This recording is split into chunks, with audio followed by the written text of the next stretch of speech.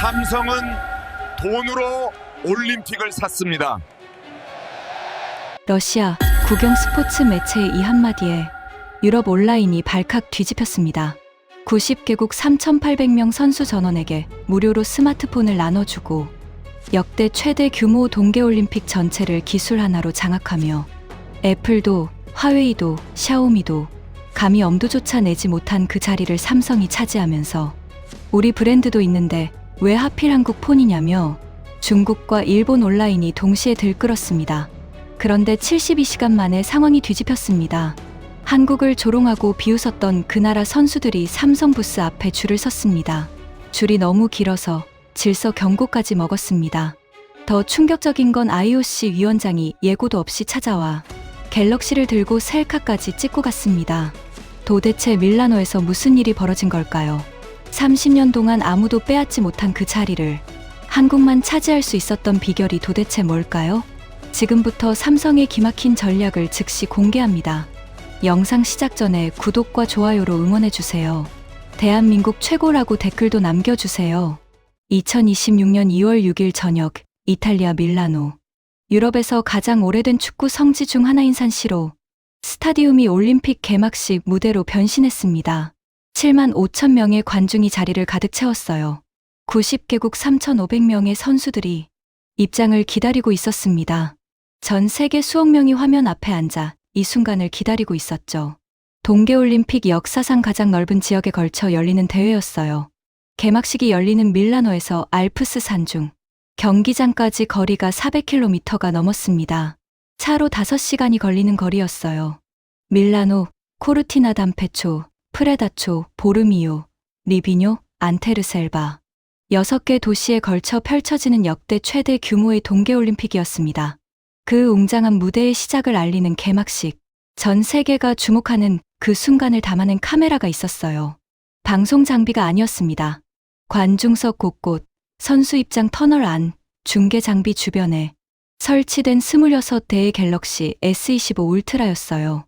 한국 기업 삼성전자의 스마트폰이었습니다. 26대. 숫자만 보면 작아 보일 수 있어요. 그런데 이 26대가 배치된 위치가 달랐습니다. 기존 방송 카메라가 절대 들어갈 수 없는 곳이었거든요.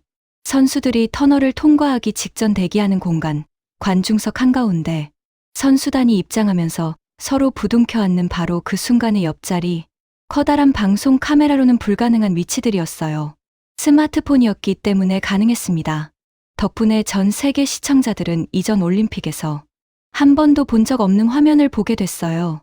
선수들이 입장 터널을 통과하는 순간의 표정, 긴장과 설렘이 뒤섞인 눈빛이었습니다. 평생을 갈고 닦은 실력을 펼칠 무대에 드디어 섰다는 그 벅찬 감정이 화면을 통해 고스란히 전해졌어요. 동료와 눈을 맞추며 나누는 짧은 포옹, 관중석에서 터지는 함성의 현장감, 방송 카메라가 잡을 수 없었던 날것의 순간들이었습니다. 행진하는 선수들 손에도 갤럭시가 들려 있었어요.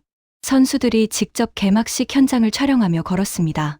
선수 시점에서 바라본 개막식 영상이 실시간으로 전 세계로 송출됐어요.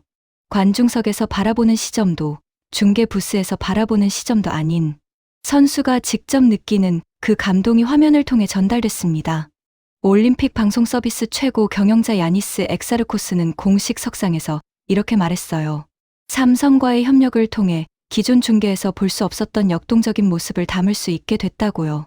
개막식의 에너지와 감동을 전 세계 시청자들에게 한층 더 가깝게 전달할 수 있어 기쁘다고 했습니다. 올림픽 방송 서비스는 전 세계의 올림픽 중계를 송출하는 핵심 기관이에요.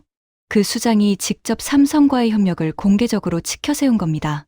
단순한 인사말이 아니었어요. 실제로 중계 화면이 달라졌다는 공식 인정이었습니다. 삼성전자가 올림픽 개막식 공식 중계를 지원한 건 이번이 처음이 아니었어요. 2024년 파리 하계올림픽에서도 갤럭시 S14 울트라가 개막식 중계를 도왔습니다. 파리에서 한 번, 밀라노에서 또 한 번. 이제 올림픽 개막식 중계에서 갤럭시는 선택이 아니라 당연한 존재가 되고 있었어요. 개막식이 끝나자 전 세계 미디어들이 이번 중계 화면의 생동감을 칭찬하는 기사를 쏟아냈습니다. 그 화면을 만들어낸 게 갤럭시 스마트폰이라는 사실도 함께 퍼져나갔어요. 삼성이 따로 광고를 낼 필요가 없었습니다. 올림픽 개막식 자체가 이미 광고였거든요. 그런데 이건 진짜 시작도 아니었어요. 개막식이 끝나고 선수촌 문이 열리자 훨씬 더 큰 장면이 기다리고 있었거든요. 3,800개의 파란 폰이 선수촌으로 쏟아져 들어갈 준비를 하고 있었습니다.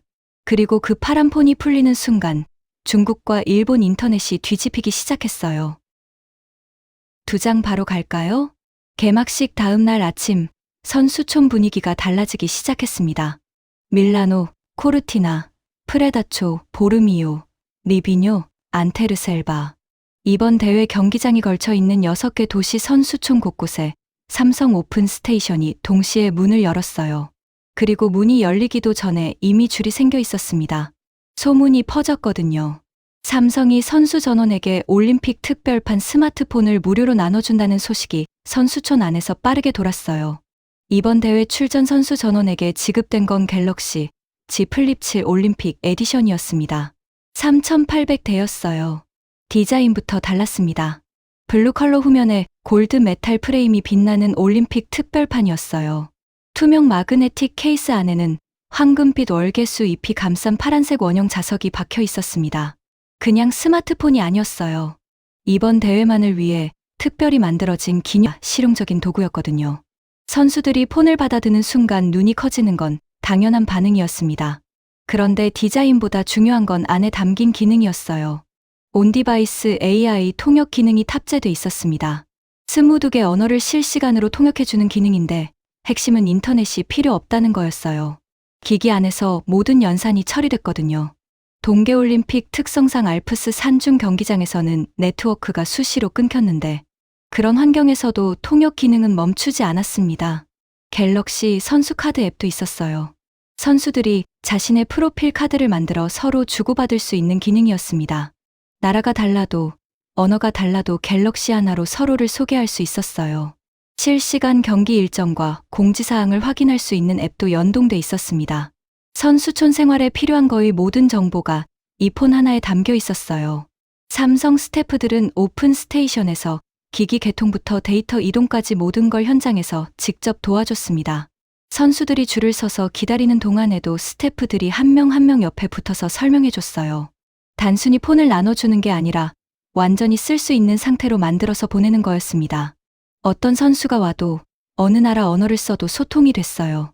빨간 올림픽 재킷을 입은 라트비아 선수가 부스 앞에서 폰을 받아 들었습니다. 박스를 열자마자 눈이 반짝였어요. 골드 프레임이 조명을 받아 빛나는 걸 보더니 그 자리에서 바로 켰습니다. 카메라를 열어 부스 배경으로 셀카를 찍었어요. 옆에 있던 다른 나라 선수에게 보여주며 웃었습니다. 말이 통하지 않아도 웃음은 통했어요. 두 선수가 나란히 서서 또 한 장 찍었습니다. 한 여자 선수는 선수촌 복도를 걸어오다가 파란색 삼성 간판이 보이자 걸음이 빨라졌어요. 부스 안으로 들어서자마자 갤럭시 Z 플립 7을 손에 쥐었습니다. 골드 프레임이 실내 조명을 받아 반짝였어요. 그녀의 얼굴에 번진 미소가 폰보다 더 밝았습니다. 스태프가 개통을 도와주는 동안 그녀는 케이스 안에 박힌 황금빛 월계수 잎 자석을 손가락으로 만지작거렸어요. 부스 안은 내내 북적였습니다. 어느 나라 선수인지 물을 필요도 없었어요. 폰을 받아드는 순간 표정이 다 말해줬거든요.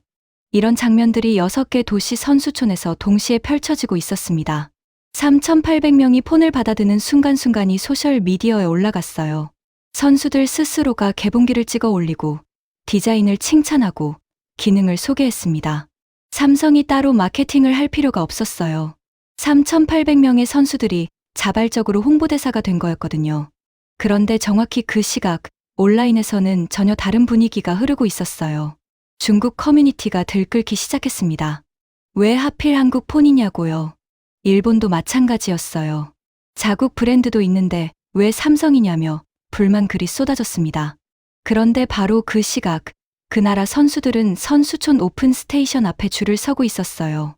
그리고 선물 박스를 열었다가 황당한 표정을 짓는 선수가 있었습니다. 받지 못한 나라가 있었거든요.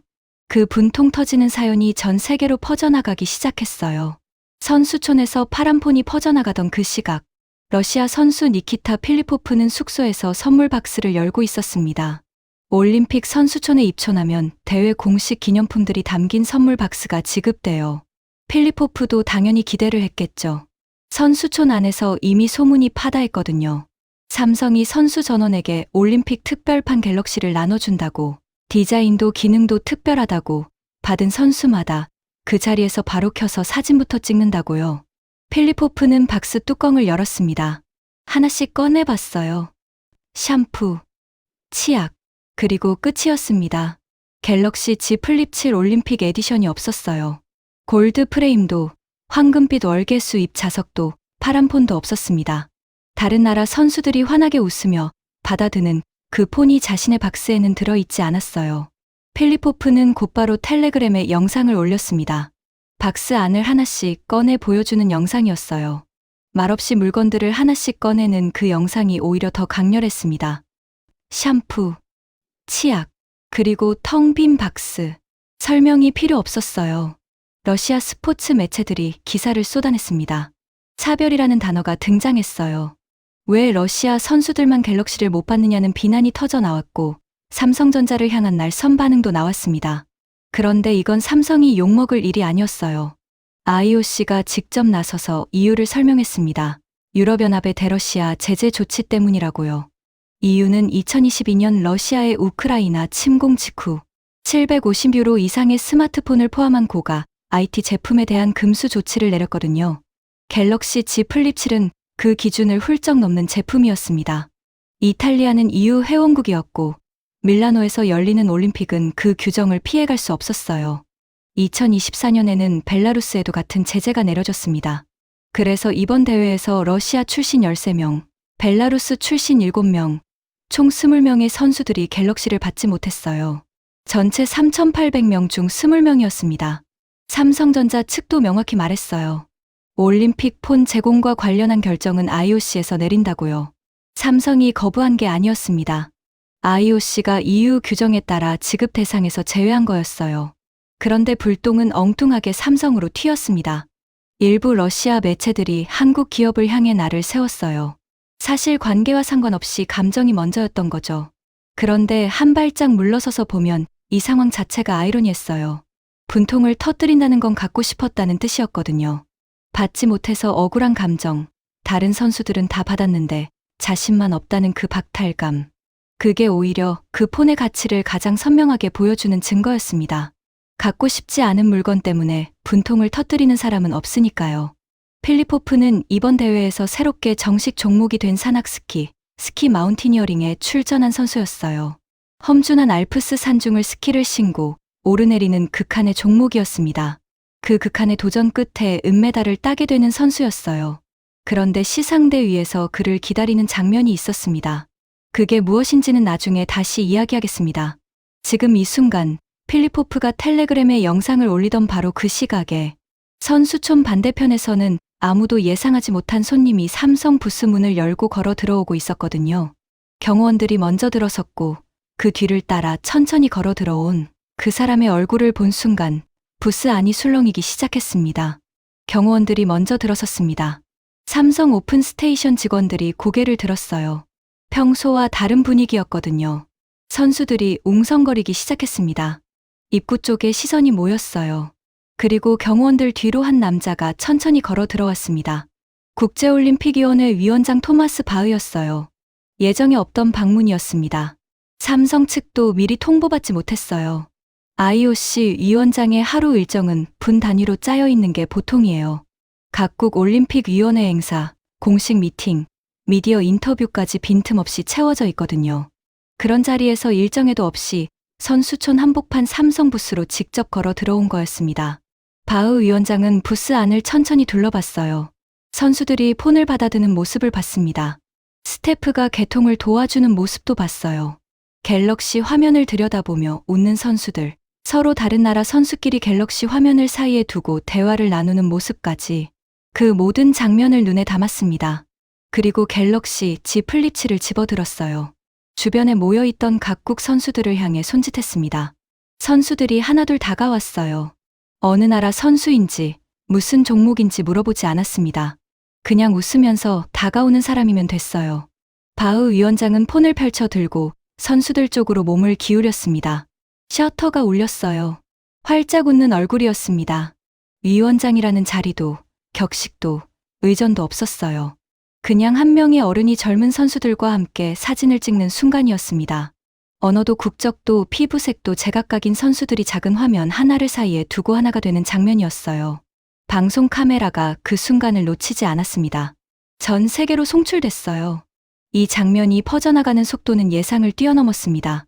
소셜미디어에 올라가자마자 각국 언어로 댓글이 달리기 시작했어요. 반응은 놀라움이었습니다. IOC 위원장이 삼성 부스에서 선수들과 셀카를 찍었다는 사실 자체가 뉴스였거든요. 생각해보면 이건 어떤 광고 기획사도 만들어낼 수 없는 장면이었어요. 아무리 돈을 써도 아무리 치밀하게 기획해도 이런 장면은 나오지 않습니다. IOC 위원장이 자발적으로 걸어 들어와서 자발적으로 폰을 들고 자발적으로 셀카를 찍는 장면은 오직 그 공간이 진짜라는 걸 위원장 본인이 느꼈을 때만 가능한 거거든요. 삼성전자가 IOC TOP 파트너로서 쌓아온 30년의 신뢰가 그 한 장면에 담겨 있었습니다. 그런데 이 장면보다 더 중요한 사실이 하나 있었어요. 바흐 위원장이 부스를 직접 찾아올 만큼 이번 대회에서 삼성이 단순한 스폰서가 아니었다는 거였습니다. 밀라노에서 코르티나단 페초까지 400km에 걸쳐 분산된 경기장들. 그 광활한 무대를 하나로 연결하는 기술이 필요했어요. 알프스 산중에서 네트워크가 끊겨도 작동하는 통역 기능. 선수 전원에게 지급된 올림픽 특별판 폰, 자원봉사자 850명에게 따로 지급된 갤럭시. 이 모든 것들이 대회 운영의 실질적인 인프라였습니다. 바흐 위원장은 그걸 알고 있었던 거예요. 그래서 직접 왔던 겁니다. 그리고 바흐 위원장이 부스를 떠난 뒤에도 선수촌은 멈추지 않았어요. 알프스 산 중턱 경기장에서는 삼성 기술이 훨씬 조용하지만 훨씬 더 강하게 빛을 발하고 있었거든요. 그리고 온라인에서 비난하던 나라 선수들이 현실에서 보여준 행동은 말과 완전히 달랐습니다. 알프스 산악 지역은 동계올림픽의 심장부였습니다. 스키, 스노보드, 바이애슬론, 루지, 봅슬레이. 험준한 산중에서 펼쳐지는 종목들이었어요. 밀라노 도심과 달리 이 지역 경기장들은 해발 수천 미터에 자리 잡고 있었습니다. 코르티나 담페초, 리비뇨, 안테르셀바, 밀라노에서 차로 4-5시간씩 걸리는 거리였어요. 역대 동계올림픽 중 가장 넓은 지역에 걸쳐 열리는 대회였던 만큼 경기장마다 환경도 조건도 제각각이었습니다. 그리고 이 산악 지역에서는 통신 환경이 불안정했어요. 해발 2000m가 넘는 경기장에서는 네트워크가 수시로 끊겼습니다. 취재진들이 노트북을 붙들고 씨름하는 모습이 곳곳에서 보였어요. 일반 스마트폰 기능은 와이파이가 없으면 제대로 작동하지 않았습니다. 동계올림픽 특성상 이건 어쩔 수 없는 현실이었어요. 산이 깊을수록, 경기장이 높을수록 통신은 더 불안정했습니다. 그런데 갤럭시는 달랐어요. 온디바이스 AI였거든요. 인터넷 연결 없이 기기 안에서 모든 연산이 처리됐습니다. 와이파이가 터지지 않는 해발 2000m 산 중에서도 22개 언어 통역이 멈추지 않았어요. 자원봉사자 850명에게 따로 지급된 갤럭시, G 플립 7이 바로 이 역할을 맡고 있었습니다. 현장에서 실제로 이런 일들이 벌어졌어요. 국적이 다른 선수와 자원봉사자 사이에 언어 장벽이 생겼습니다. 말이 통하지 않았어요. 예전 같으면 손짓 발짓으로 해결하거나 통역사를 찾아 헤매야 했겠죠. 그런데 자원봉사자가 갤럭시를 꺼내 통역 기능을 실행했어요. 선수가 자국어로 말했습니다. 화면에 번역이 떴어요. 자원봉사자가 읽고 답했고 그 답이 다시 선수의 언어로 바뀌었습니다. 인터넷도 없는 산 중턱에서 22개 언어가 막힘없이 오갔어요. 피겨 스케이팅 훈련장에서는 또 다른 장면이 펼쳐졌습니다. 한 선수가 빙판 위를 활주하는 동료를 갤럭시로 촬영하고 있었어요. 점프 순간, 스핀 각도, 착지 자세까지 초고속으로 기록됐습니다. 촬영이 끝나자마자 코치와 함께 화면을 들여다보며 동작을 분석했어요. 따로 전문 장비가 필요 없었습니다. 손 안에 폰 하나로 훈련 영상 분석이 끝났어요. 선수가 다시 빙판으로 나가 같은 동작을 반복했습니다. 아까보다 훨씬 안정적인 착지였어요. 선수촌 식당에서는 더 인상적인 장면이 펼쳐졌습니다. 프랑스 선수와 한국 선수, 스페인 선수와 일본 선수가 한 테이블에 앉아 있었어요. 공용어도 없고 통역사도 없었습니다. 그런데 웃음소리가 끊이질 않았어요. 갤럭시 화면을 가운데 두고 한 명이 말하면 번역이 떴고 다른 사람이 읽고 또 웃었습니다. 농담까지 주고받고 있었어요. 언어가 달라도 웃음의 온도는 같았습니다. 밀라노 코르티나 동계올림픽 조직위원회 CEO 안드레아 바르니에는 공식적으로 이렇게 평가했어요. 역대 가장 광범위한 지역에 걸쳐 열리는 동계올림픽을 준비하며 삼성의 혁신은 지역을 유기적으로 연결하고 대회 운영 전반을 실질적으로 뒷받침했다고요. 디지털 환경 속에서도 사람이 대회의 중심에 남게 해줬다고 했습니다. 조직위원회 수장이 직접 한 말이었어요. 400km에 걸쳐 분산된 경기장들을 기술로 연결하는 일. 그게 이번 대회에서 삼성이 맡은 가장 중요한 역할이었거든요. 그런데 바로 이 시각, 온라인에서는 전혀 다른 분위기가 흐르고 있었습니다. 중국 온라인 커뮤니티가 뜨거워졌어요. 왜 하필 한국 폰이냐는 글들이 쏟아졌습니다. 자국에도 화웨이가 있고 샤오미가 있는데 왜 올림픽 공식 스마트폰이 한국 기업 제품이냐는 거였어요. 일본도 마찬가지였습니다. 소니도 있고 후지츠도 있는데 왜 삼성이냐며 불만 글이 올라왔어요. 삼성이 돈으로 올림픽을 샀다는 표현까지 나왔습니다. 온라인은 뜨거웠어요. 그런데 현실은 달랐습니다. 말로는 비난하면서 몸은 삼성 부스 앞에 줄을 서고 있었거든요. 중국 선수도 일본 선수도 선수촌 오픈 스테이션 앞에 줄을 섰습니다.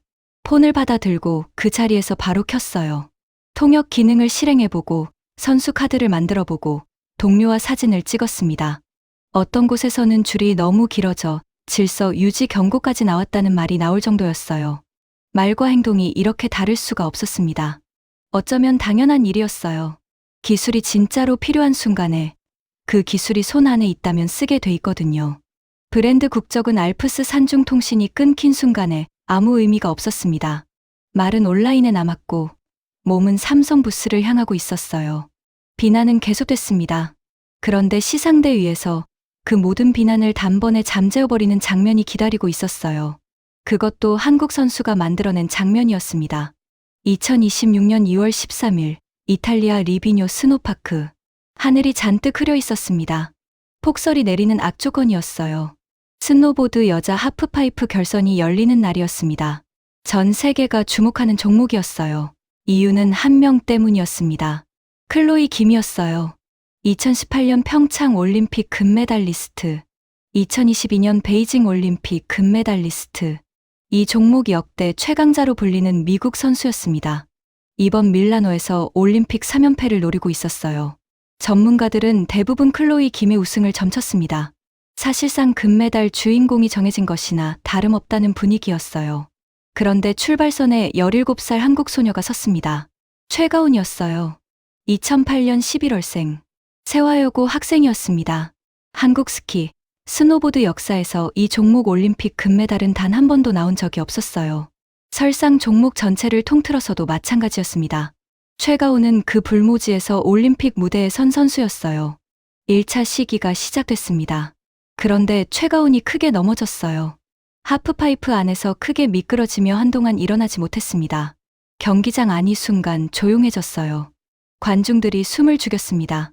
최가운은 눈물을 훔치며 스스로 일어나 내려왔어요. 다행히 크게 다치지는 않았지만 몸 상태가 정상이 아닌 게 눈에 보였습니다. 2차 시기에서도 넘어졌어요. 2번 연속 실패였습니다. 사실상 메달권에서 멀어진 상황이었어요. 관중석에서는 탄식이 흘러나왔습니다. 그때 최가운은 인터뷰에서 이렇게 말했어요. 포기해야 하나 생각이 들었다고요. 울면서 이를 악물고 걷자 다리에 힘이 돌아왔다고 했습니다. 계속 도전할 수 있다고 생각했다고요. 그리고 마지막 3차 시기가 남았습니다. 최가운은 출발선에 다시 섰어요. 이미 클로이 김이 2차 시기까지 88점으로 선두를 달리고 있었습니다. 역전이 가능한 상황이었지만 2번 연속 넘어진 선수가 마지막 시기에서 그 점수를 뒤집는다는 건 쉽지 않은 일이었어요. 최가운은 결단을 내렸습니다. 고난도 기술을 버리기로 했어요. 1080도 고난도 연기 대신 900도, 720도 회전 등 다양성과 안정감을 택했습니다. 넘어지지 않고 완주하는 것. 그게 마지막 시기의 목표였어요. 출발했습니다. 스위치 100, 900 캡 720 프런트 사이드, 900 백사이드, 900 프런트 사이드 720. 다양한 그랩과 높은 높이로 기술들을 차례로 펼쳤어요. 넘어지지 않았습니다. 끝까지 완주했어요. 점수가 떴습니다. 90.25점이었어요. 클로이 김이 88점을 넘어섰습니다. 경기장이 폭발했어요. 관중석에서 함성이 터졌습니다. 최가훈은 점수를 확인하는 순간 눈물을 쏟았어요. 2번 넘어지고 포기를 생각했다가 이를 악물고 다시 선 그 자리에서 금메달이 나온 거였습니다. 한국 스키, 스노보드 역사상 첫 동계올림픽 금메달이었어요. 설상 종목 전체를 통틀어서도 처음이었습니다. 클로이 김이 2018년 평창에서 세운 이 종목 최연소 금메달 기록, 17세 10개월도 17세 3개월로 경신했어요. 그리고 시상식이 열렸습니다. 최가훈이 시상대 가장 높은 곳에 올라섰어요. 왼쪽에는 은메달 클로이 김, 오른쪽에는 동메달 일본의 요노 미츠키가 섰습니다. 한국, 미국, 일본. 세 나라가 시상대 위에 나란히 섰어요. 메달이 걸렸습니다. 국가가 울려 퍼지기 시작했어요. 그때였습니다. 세 선수가 동시에 주머니에 손을 넣었어요. 갤럭시 Z 플립 7 올림픽 에디션이 3개 나왔습니다. 최가훈이 폰을 들어 올렸어요. 클로이 김과 요노 미츠키가 양쪽에서 몸을 기울였습니다. 세 선수의 얼굴이 작은 화면 앞에서 하나로 모였어요. 셔터가 울렸습니다. 동계올림픽 사상 최초의 빅토리 셀피였어요. 전 세계 생중계 화면이 그 장면을 가득 채웠습니다.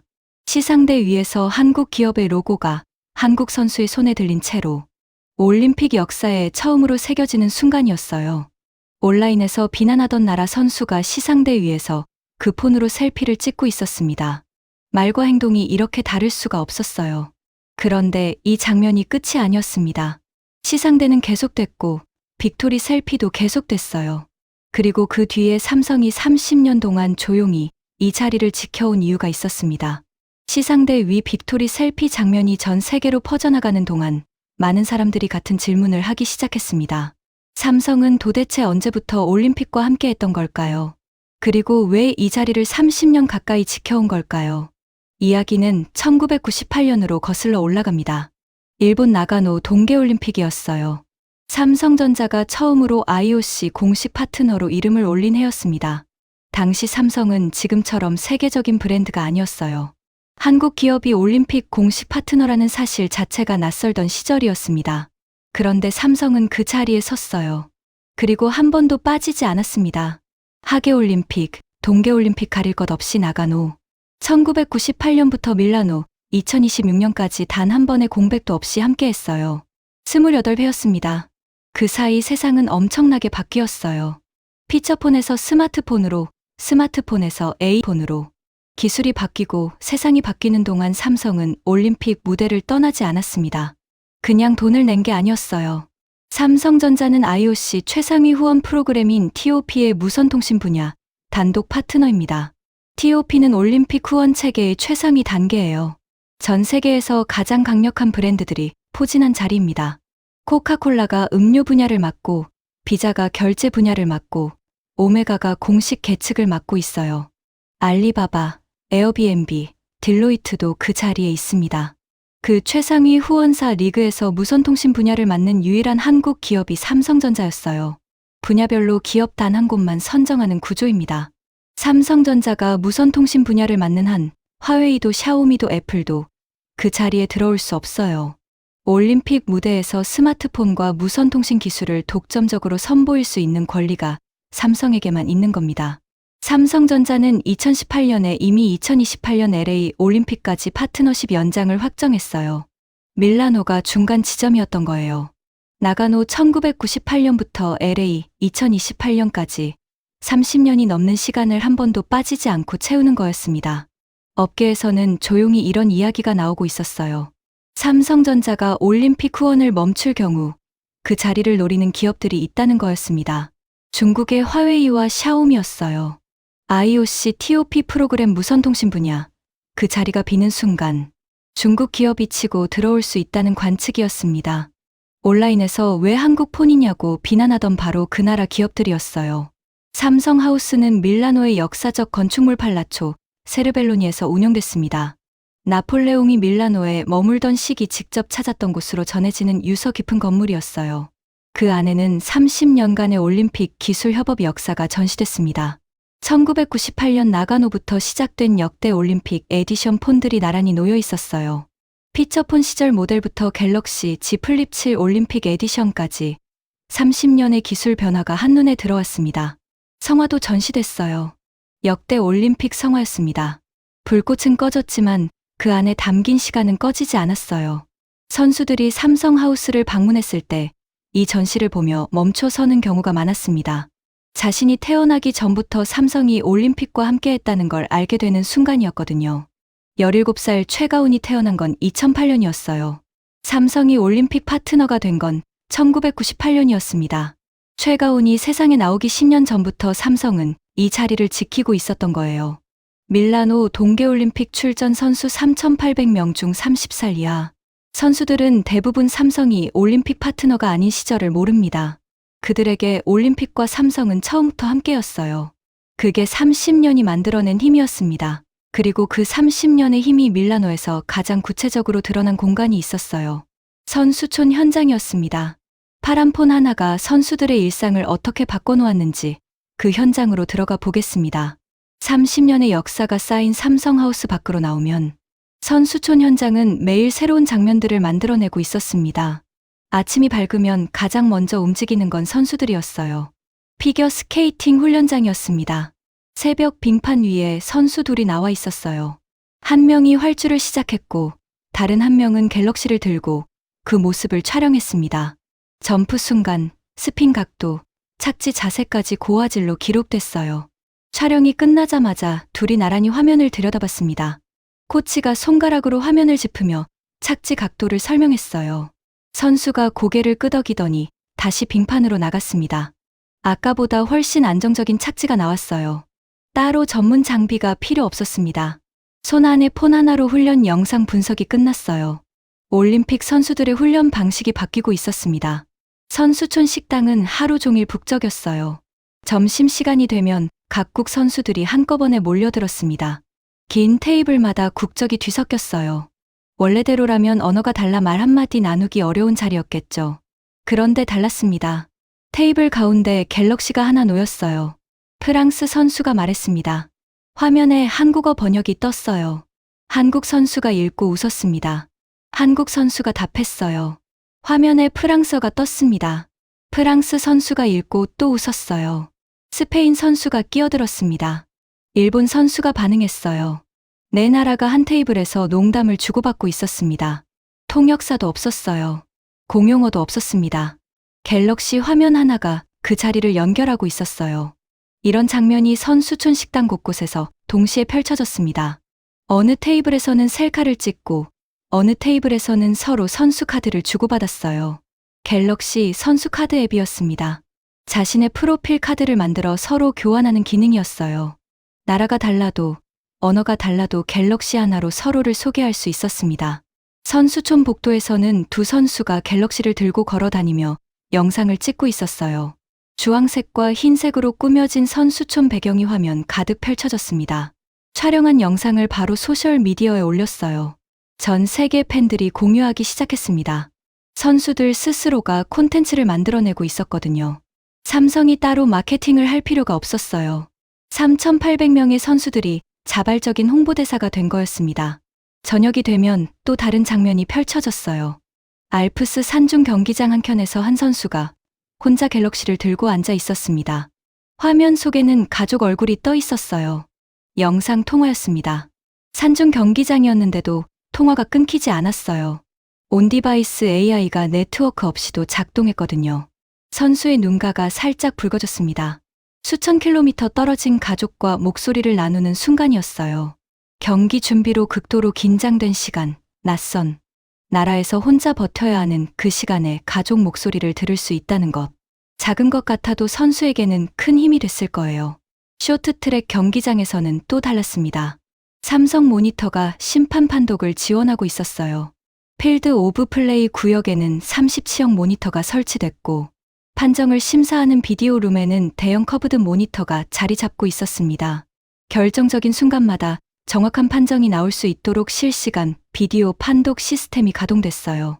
선수들의 훈련, 식사, 소통, 취침 전 가족 통화, 시상대 위 셀피까지 선수촌 하루의 모든 순간에 갤럭시가 있었습니다.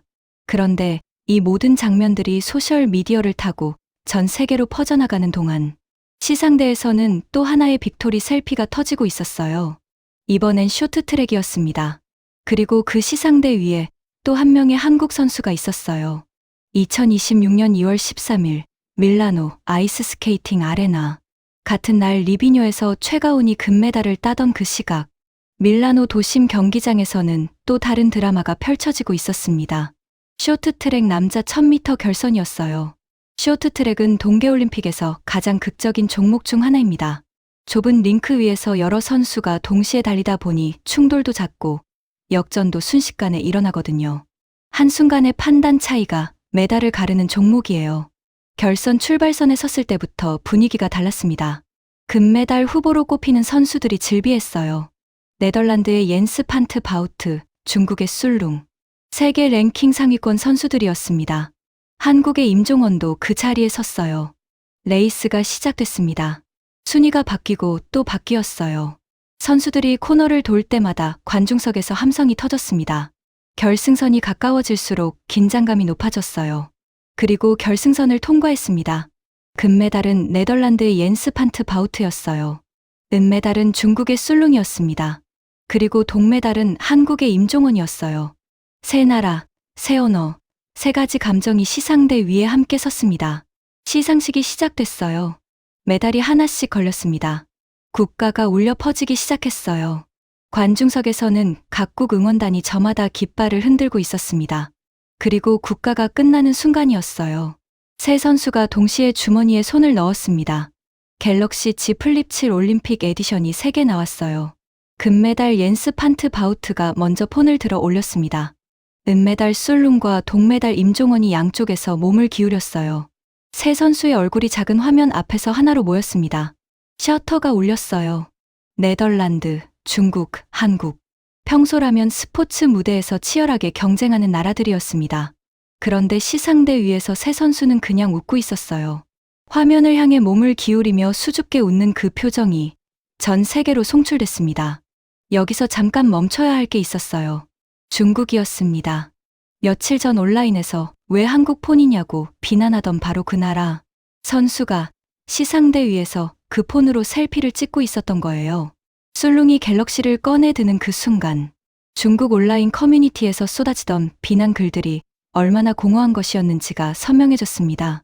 말은 비난이었고 행동은 정반대였어요. 이 장면이 소셜미디어에 올라가자마자 반응이 폭발했습니다. 각국 팬들이 공유하기 시작했어요. IOC 공식 홈페이지에도 올라갔습니다. 빅토리 셀피 사진 아래로 각국 언어로 댓글이 달렸어요. 국적도 언어도 달랐지만 반응은 하나였습니다. 아름다운 장면이라는 거였어요. 그런데 이날 빅토리 셀피는 2장이 아니었습니다. 같은 날 리비뇨에서 열린 스노보드 여자 빅에어 시상식에서도 터졌어요. 금메달 일본의 무라세 고코모, 은메달 뉴질랜드의 조이 사도스키 신엇, 동메달 한국의 유승은. 세 선수가 시상대 위에서 갤럭시를 꺼내 들었습니다. 일본, 뉴질랜드, 한국. 태평양을 사이에 둔 세 나라가 작은 화면 앞에서 하나가 됐어요. 같은 날 2개의 빅토리 셀피였습니다. 2장면 모두 전 세계로 퍼져나갔어요. 시상대마다 반복되는 장면이었습니다. 종목이 달라도, 국적이 달라도, 대륙이 달라도 손에 들린 건 언제나 그 파란 폰이었어요. 그리고 그 파란 폰이 시상대 위에 오를 수 있게 된 데는 30년의 시간과 함께 또 다른 이유가 있었습니다. 삼성전자가 올림픽 무대에서 단순한 스폰서가 아닌 이유, 그리고 화웨이와 샤오미가 그 자리를 호시탐탐 노리는 이유가 바로 여기에 있었어요. 그 이야기를 이제 해야 할 때가 됐습니다. 시상대마다 빅토리 셀피가 반복되는 동안 스포츠 비즈니스 업계에서는 조용한 긴장감이 흐르고 있었습니다. 숫자부터 짚어봐야 해요. 삼성전자는 2018년에 이미 2028년 LA 올림픽까지 파트너십 연장을 확정했습니다. 밀라노가 중간 지점이었던 거예요. 나가노 1998년부터 LA 2028년까지 30년이 넘는 시간을 한 번도 빠지지 않고 채우는 거였어요. 단순한 계약 연장이 아니었습니다. 올림픽 무대에서 삼성이라는 이름이 무선통신 분야를 독점적으로 대표한다는 의미였어요. 그런데 업계에서 조용히 다른 이야기가 나오고 있었습니다. 삼성전자가 올림픽 후원을 멈출 경우 그 자리를 노리는 기업들이 있다는 거였어요. 중국의 화웨이와 샤오미였습니다. 온라인에서 왜 한국 폰이냐고 비난하던 바로 그 나라 기업들이었어요. 생각해보면 단순한 후원 계약이 아니었습니다. IOC TOP 파트너 자리는 전 세계 수억 명이 지켜보는 무대에서 브랜드를 노출할 수 있는 자리예요. 올림픽 개막식 생중계 카메라, 선수 전원에게 지급되는 스마트폰, 시상대 위 빅토리 셀피까지. 이 모든 장면에 브랜드 이름이 새겨지는 겁니다. 코카콜라, 비자, 오메가 같은 기업들이 수십 년째 그 자리를 지키는 이유가 있어요. 한번 그 자리에 오르면 쉽게 내려오지 않는 겁니다. 삼성이 빠지는 순간 그 무대는 다른 기업의 것이 될 수 있었어요. 화웨이였습니다. 샤오미였어요. 중국 스마트폰 시장 점유율 1, 2위를 다투는 기업들이었습니다. 이미 글로벌 시장에서 빠르게 영역을 넓히고 있었어요. 올림픽 TOP 파트너 자리만 차지한다면 전 세계 수억 명에게 한 번에 브랜드를 알릴 수 있는 거였습니다. 그런데 삼성은 그 자리를 내주지 않았어요. 30년 가까이 지켜온 자리였거든요. 1998년 나가노에서 처음 그 자리에 올랐을 때 삼성은 세계적인 브랜드가 아니었습니다. 그런데 올림픽과 함께하면서 달라졌어요. 올림픽이 열릴 때마다 삼성이라는 이름이 전 세계인의 눈에 새겨졌습니다. 30년이 쌓이면서 삼성과 올림픽은 떼어놓기 어려운 이름이 됐어요. 밀라노에서 삼성이 보여준 건 단순한 스마트폰 나눠주기가 아니었습니다. 개막식 생중계를 갤럭시 S25 울트라 26대가 맡았어요. 선수 3,800명 전원에게 갤럭시 Z 플립 7 올림픽 에디션이 지급됐습니다. 자원봉사자 850명에게도 따로 갤럭시가 지급됐어요. 쇼트트랙 경기장에는 삼성 모니터가 심판 판독을 지원했습니다. 경기장 곳곳에는 갤럭시 충전 스테이션이 설치됐어요. 배터리 걱정 없이 올림픽을 즐길 수 있도록요. 올림픽 현장 전체를 기술로 촘촘하게 엮어낸 거였습니다. 개막식부터 폐막식까지, 선수촌에서 시상대까지, 산악 경기장에서 도심 링크까지 삼성 기술이 닿지 않는 곳이 없었어요. 그것도 400km에 걸쳐 분산된 역대 최대 규모 동계올림픽에서였습니다. 밀라노 코르티나 동계올림픽 조직위원회 CEO 안드레아 바르니에가 직접 말했어요. 삼성의 혁신이 광범위한 지역을 유기적으로 연결하고 대회 운영 전반을 실질적으로 뒷받침했다고요. 조직위원회 수장의 말이었습니다. 빈말이 아니었어요. 그런데 이 모든 게 완성되는 마지막 장면이 남아 있었습니다. 폐막을 이틀 앞두고 아무도 예상하지 못한 곳에서 이번 대회의 가장 아이러니한 장면이 터졌거든요. 바로 러시아 선수 니키타 필리포프가 만들어낸 장면이었습니다.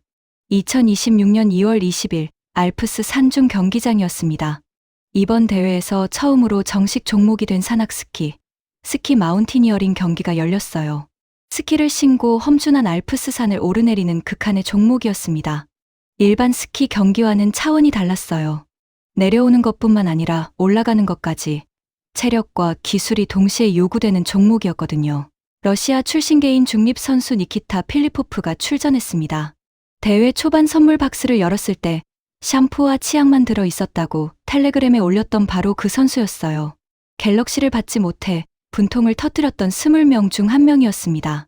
그런데 그 필리포프가 이번 경기에서 은메달을 땄어요. 시상대에 올랐습니다. 금메달 선수가 가장 높은 자리에 섰어요.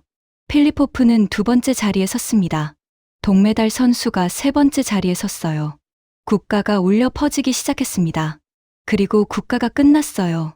금메달 선수가 주머니에 손을 넣었습니다. 갤럭시가 나왔어요. 동메달 선수도 갤럭시를 꺼내 들었습니다. 두 선수가 화면을 향해 몸을 기울이며 셀피를 찍으려 했어요. 그런데 필리포프의 손은 비어 있었습니다. 받지 못했으니까요. 이유대로 제대로 갤럭시를 지급받지 못한 20명 중 한 명이었거든요. 금메달 선수와 동메달 선수가 갤럭시를 꺼내 드는 그 순간 필리포프는 그냥 서 있었습니다.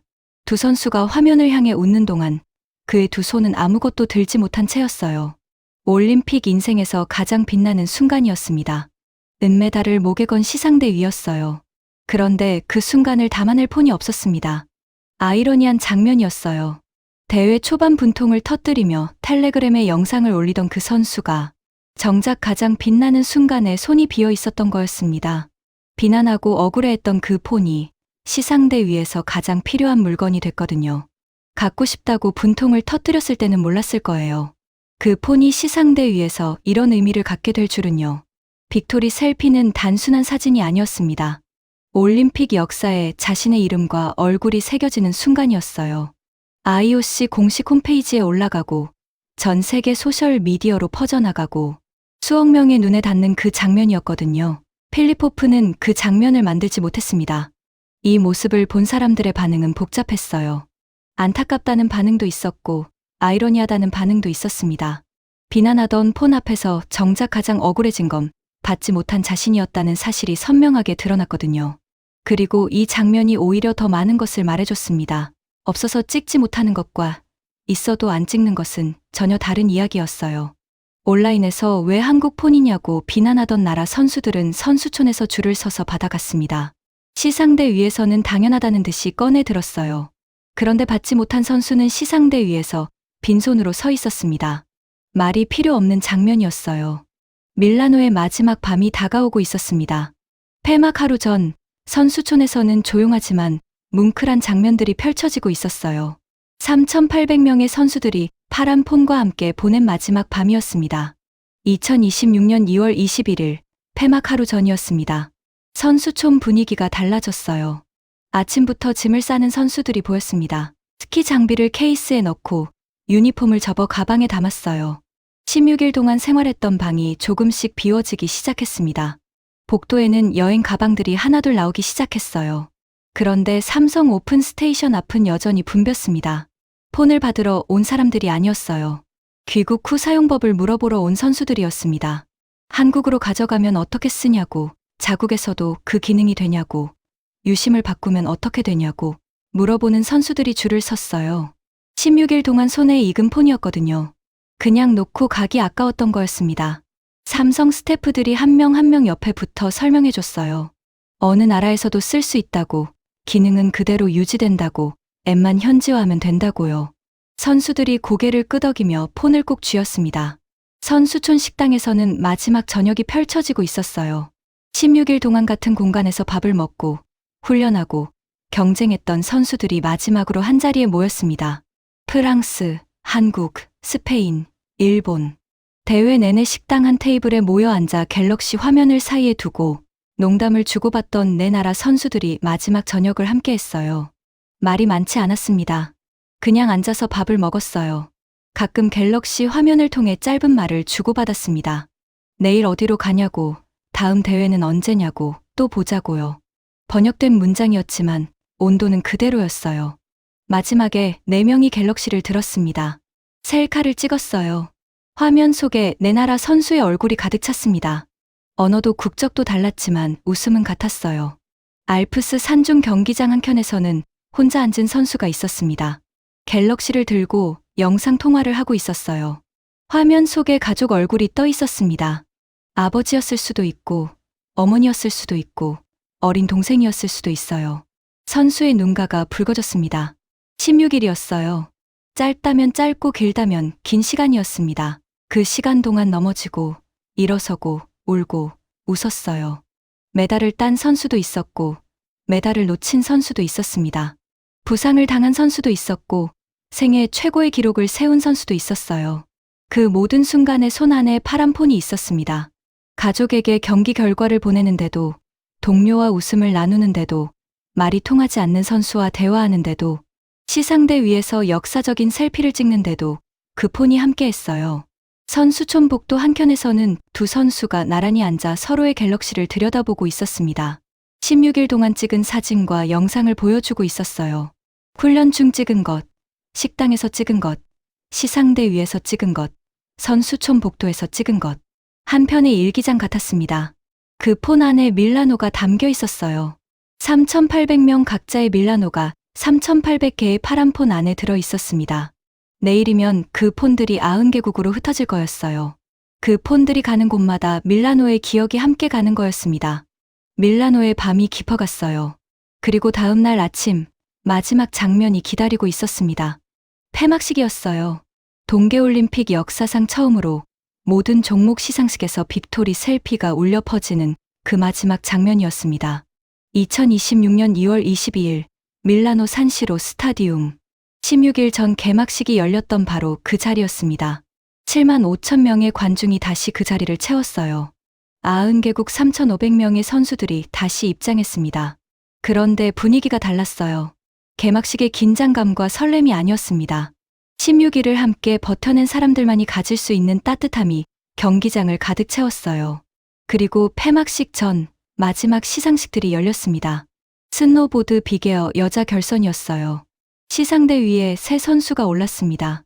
금메달 일본의 무라세 고코모, 은메달 뉴질랜드의 조이 사도스키 신엇, 동메달 한국의 유승은이었어요. 메달이 걸리고 국가가 울렸습니다. 그리고 국가가 끝나는 순간 세 선수가 동시에 주머니에 손을 넣었어요. 갤럭시가 3개 나왔습니다. 셔터가 울렸어요. 스키점프 혼성 단체전이었습니다. 금메달 슬로베니아, 은메달 노르웨이, 동메달 일본이 시상대에 올랐어요. 각국 선수들이 모여 갤럭시를 들었습니다. 좁은 화면 앞에 여러 선수들이 몸을 기울였어요. 셔터가 울렸습니다. 쇼트트랙 혼성 계주였어요.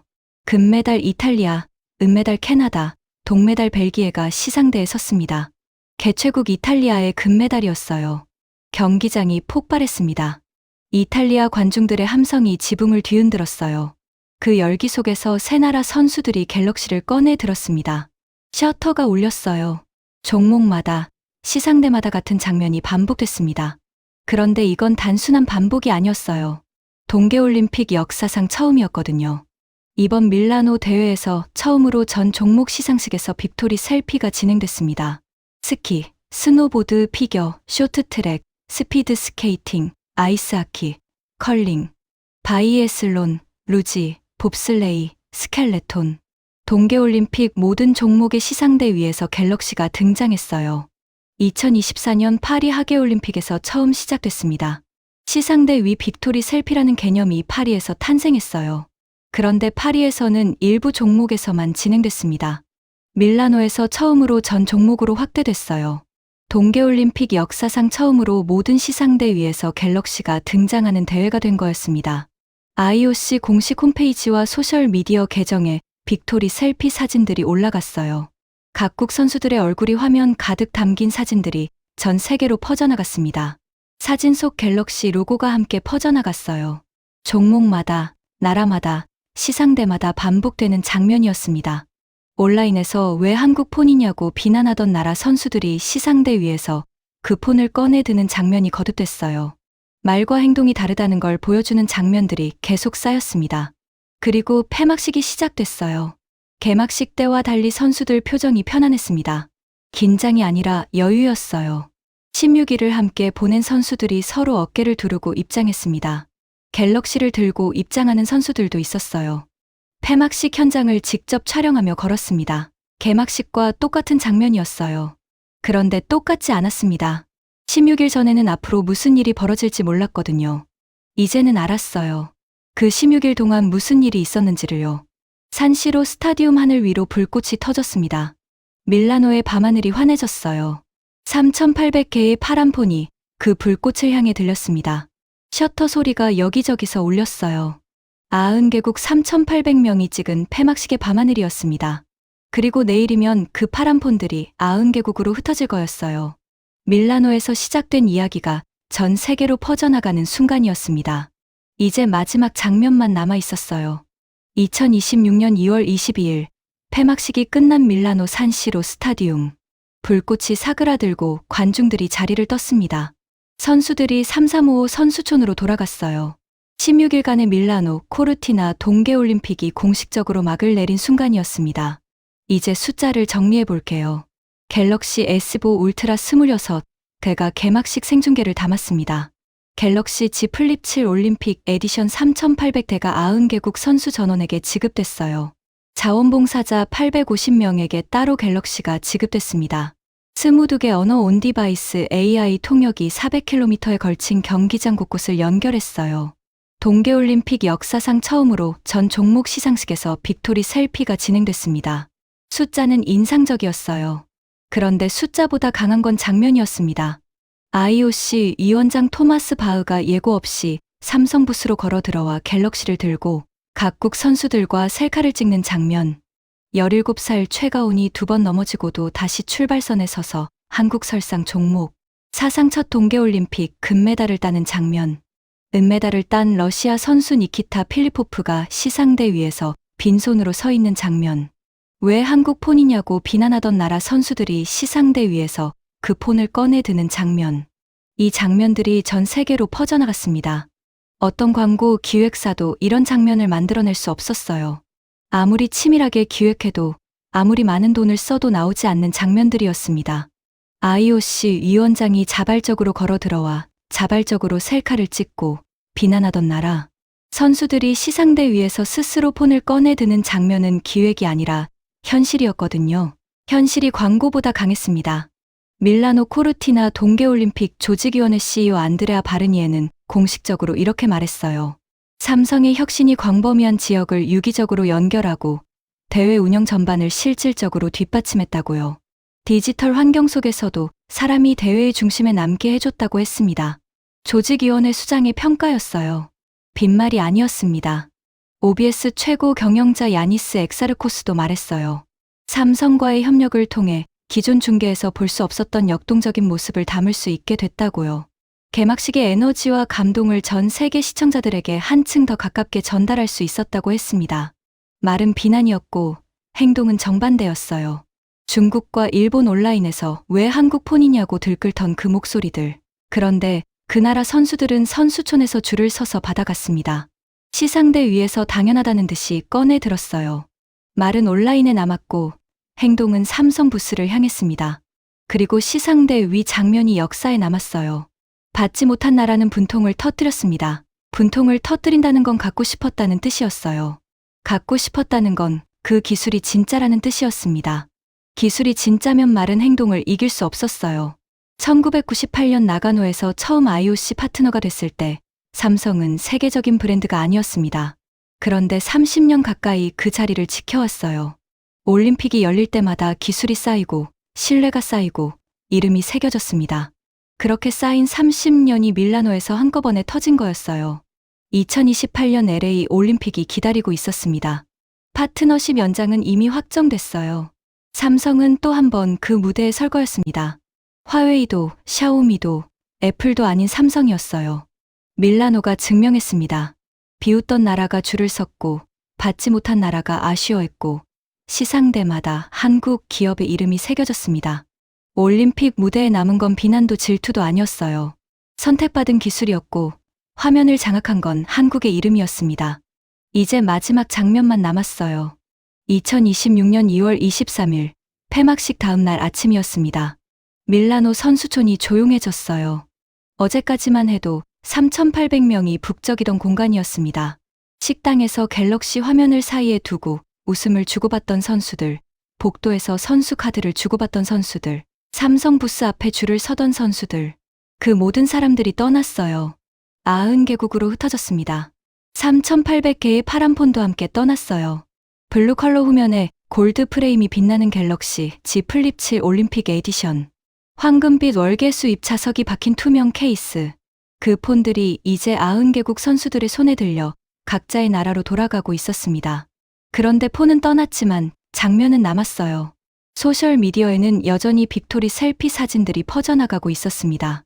최가온이 클로이 김, 요노 미츠키와 함께 찍은 그 사진. 임종원이 옌스 판트 바우트, 술룬과 함께 찍은 그 사진. 종목마다, 나라마다, 시상대마다 터진 그 장면들이 계속 공유되고 있었어요.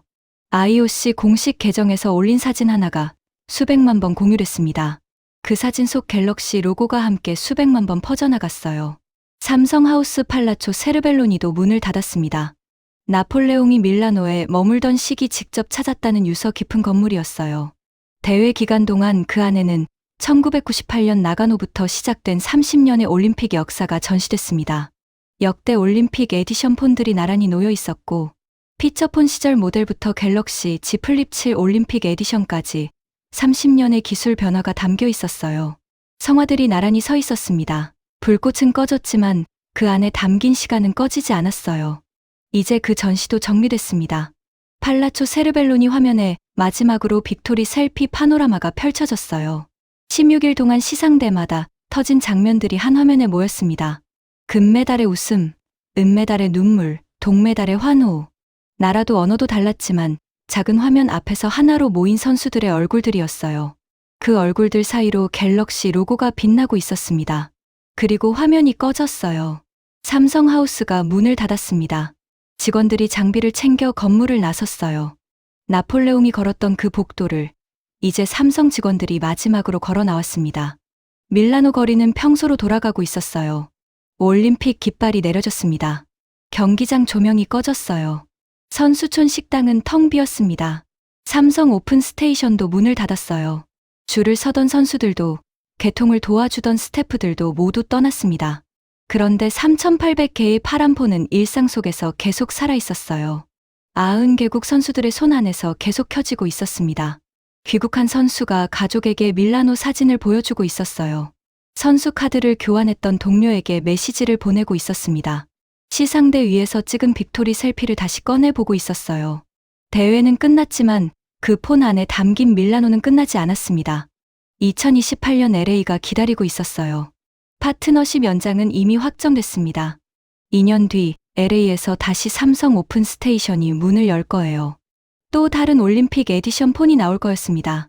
또 다른 선수들이 시상대 위에서 그 폰을 꺼내 들 거예요. 또 다른 빅토리 셀피가 터질 거였습니다. 1998년 나가노에서 시작된 이야기가 2028년 LA까지 이어지는 거였어요. 그리고 그 긴 이야기 속 한 챕터가 밀라노였습니다. 비웃던 나라가 줄을 섰어요. 받지 못한 나라가 아쉬워했습니다. 시상대마다 한국 기업의 이름이 새겨졌어요. 말은 온라인에 남았고 행동은 삼성 부스를 향했습니다. 기술이 진짜면 말은 행동을 이길 수 없었어요. 밀라노가 증명했습니다. 그리고 그 증명은 지금 이 순간도 90개국 선수들의 손 안에서 계속되고 있었습니다. 파란 폰이 켜질 때마다 밀라노의 기억이 다시 살아나고 있었거든요. 끝.